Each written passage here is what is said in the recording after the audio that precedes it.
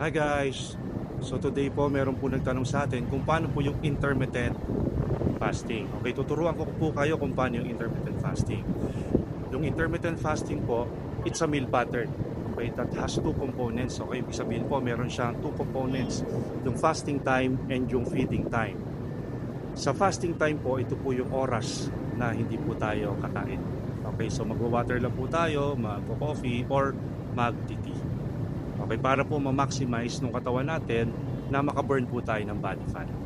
Sa feeding time naman po, ito yung time na ipapasok natin yung mga macronutrients na kailangan ng katawan natin.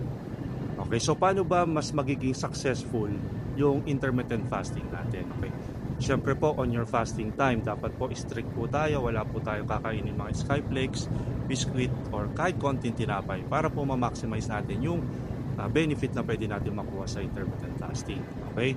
Number 2 naman po, gradually, dapat i-increase nyo po yung fasting time nyo from 12 hours to 14 hours to 16 hours or pwede rin po kayo mag 20 hours.